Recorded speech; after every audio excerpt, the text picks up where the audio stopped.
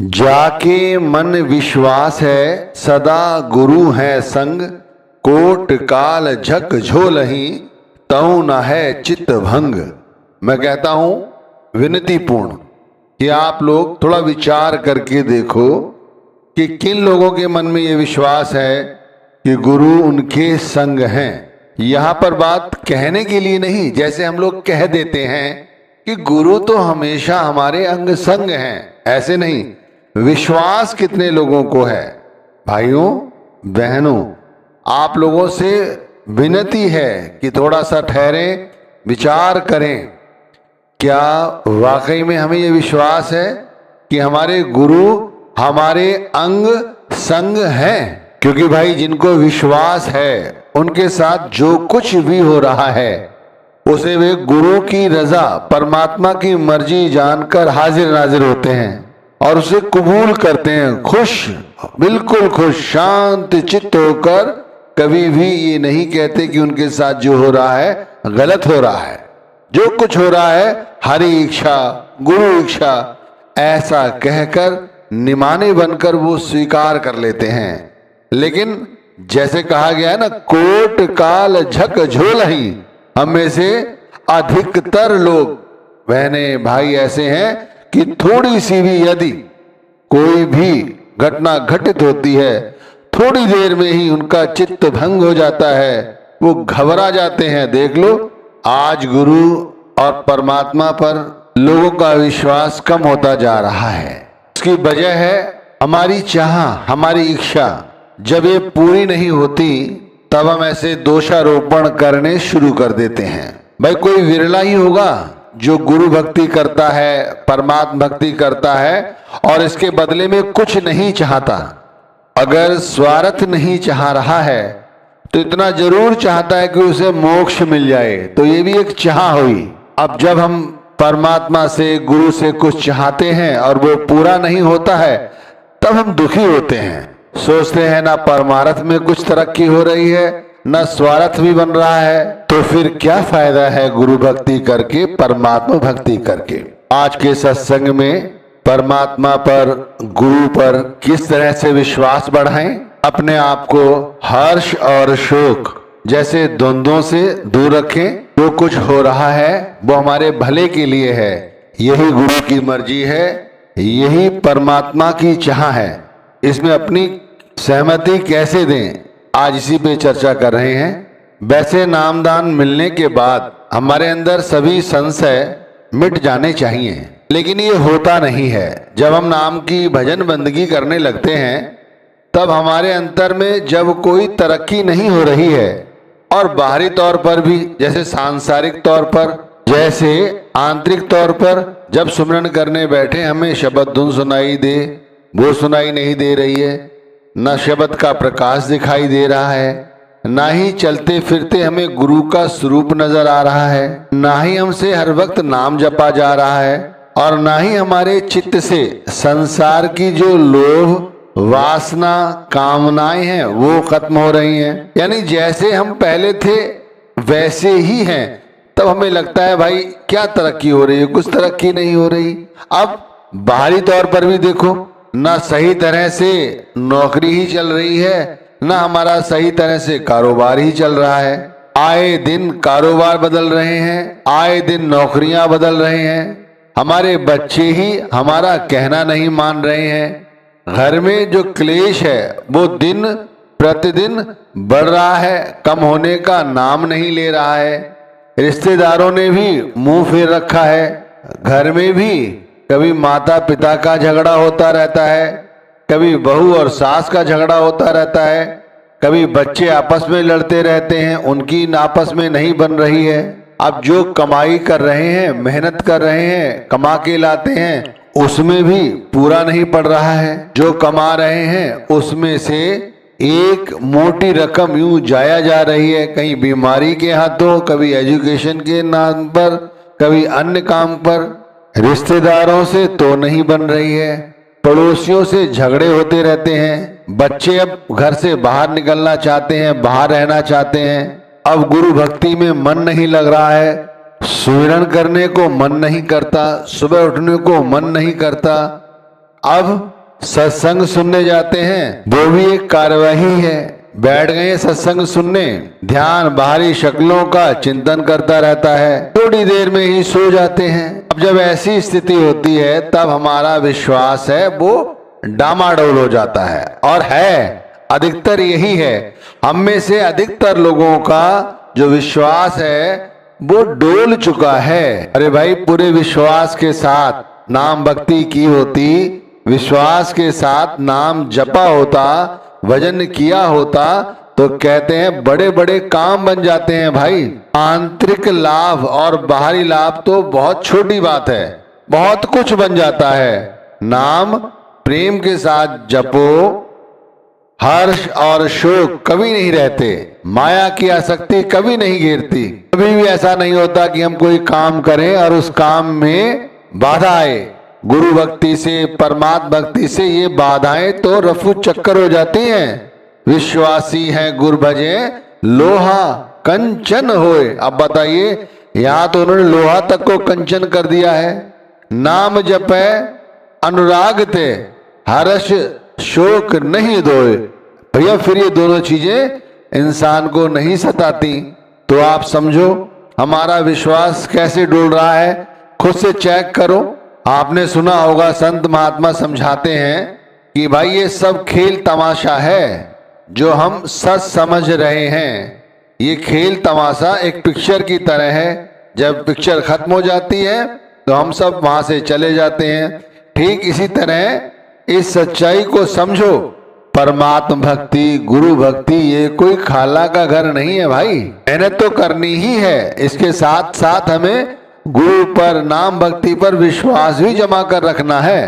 देख लो, हम लोग छोटे सी भी पत्ती आ जाए, मन की चाह पूरी ना हो तो किस तरह से उपद्रव खड़ा कर देते हैं। और दूसरी तरफ उदाहरण ले लो, चलो मर्यादा पुरुषोत्तम महाराज श्री राम जी का उदाहरण ले लेते हैं। इंसान रूप में थे, शास्त्रों में लिखा गया है कि जैसे हम पर परेशानी आती है तो हम बिलखते हैं, रोते हैं, उन पर भी परेशानी आई लेकिन उनका विश्वास कभी नहीं डोला। देख लो, राज अभिषेक के समय ही उन्हें वन जाना पड़ा तो वो वन को चले गए। वहां जाकर स्त्री हरण का दुख हुआ, उसके परांत भाई के साथ शक्ति जैसी घटना घटी, लेकिन उसके बाद भी उन्होंने अपना विश्वास, अपना धैर्य नहीं छोड़ा। हम तुरंत अपना धैर्य, अपना विश्वास तोड़ देते हैं। उन्होंने परमात्मा को कोई दोष नहीं दिया, गुरु को कोई दोष नहीं दिया और कहते हैं वो तो महापुरुष थे। उसके बाद भी वो इस किस्से का, इस पिक्चर का, इस लीला का अपने आप को एक किरदार ही महसूस करते रहे। तो हमें भी यही चाहिए कि हम भी अब मजबूती से इस बात को पकड़ें, जाने कि भाई हम भी एक किरदार हैं, अपना किरदार निभा रहे हैं। जैसे ही हमारा समय पूरा होगा हम यहाँ से चले जाएंगे, उसके लिए इतना ज्यादा क्या दुखी होना।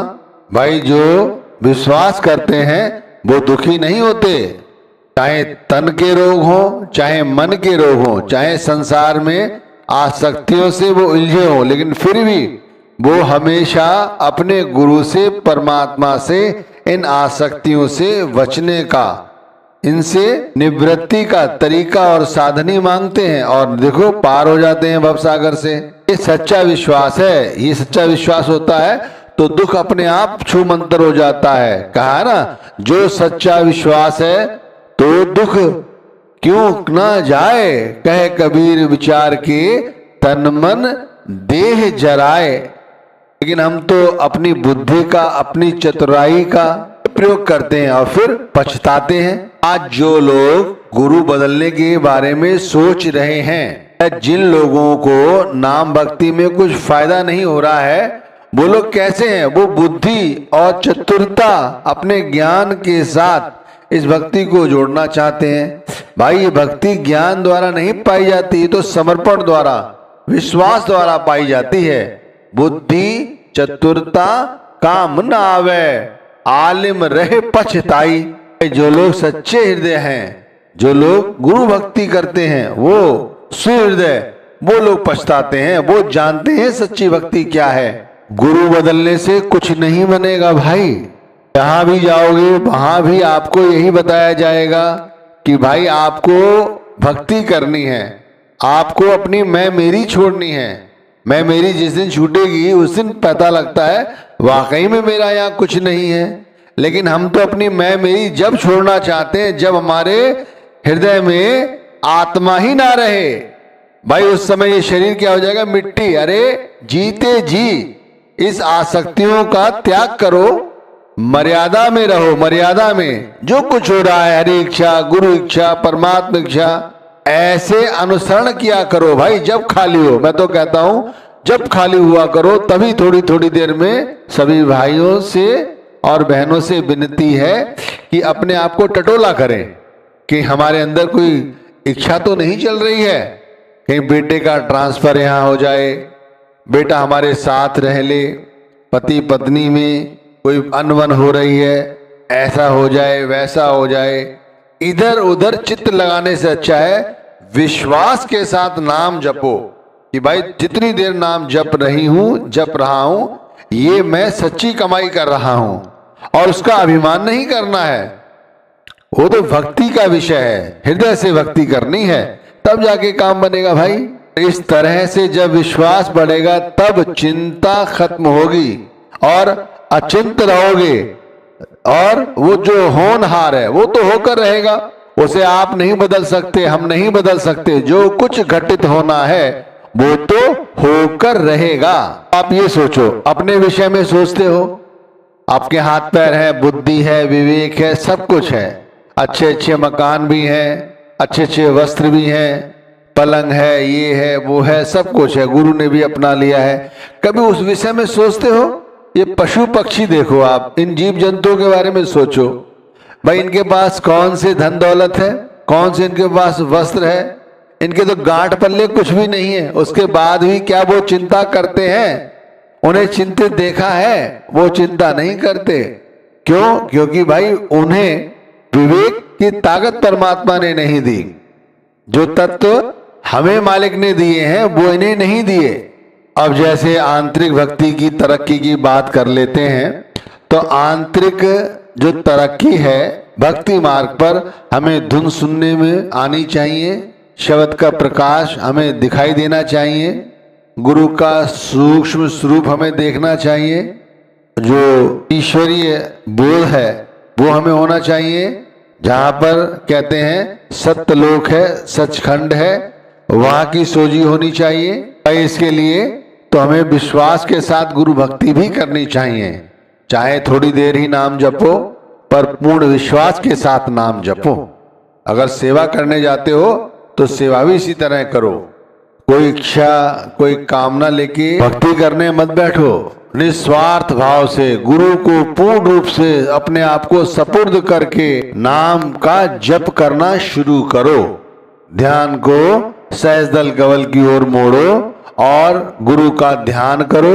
जब गुरु का ध्यान पक जाए फिर धीरे धीरे नाम का सिमरन करो, वो भी स्वाभाविक तौर पर। अंतर की मालाओं द्वारा गुरु नाम जपो। गुरु का स्वरूप का ध्यान करते हुए जब नाम जपोगे, देखो कितना फायदा होता है। जैसे जैसे विश्वास बढ़ेगा वैसे वैसे अंतर के जो कपाट हैं वो खुलेंगे। जिनको विश्वास है वही पाते हैं। मैं कहता हूं उनके लिए कोई नरक नहीं है, संसार स्वर्ग है, और यहाँ से जाने के बाद भी वो स्वर्ग में ही जाएंगे। सत्य नाम से मन मिला, जम से परा दुराए, मोहि भरोसा इष्ट का, बंदा नरक न जाए। भाई जिसे भरोसा है वो कैसे नरक का गामी बनेगा? जिसे भरोसा है वही शब्द धुन सुनेगा, जिसे भरोसा है वही शब्द के प्रकाश को देखेगा, जिसे भरोसा है वही सत्संग सुनने जाएगा, सत्संग में जो समझाया गया है वो समझेगा। पहले अपने मन को सत्य नाम के साथ तो मिलाओ भाई। एक बार सत्य नाम के साथ मिलाओगे तब मन मानेगा। कहते हैं ना, धुन सुनकर मन समझाई, कोट जतन से ये मन नहीं माने, धुन सुनकर मन समझाई। इस तरह से अपने मन को समझाना है, हमने बताना है कि सच्चाई क्या है, किस गफलत में पड़ा हुआ है, क्यों नहीं जाग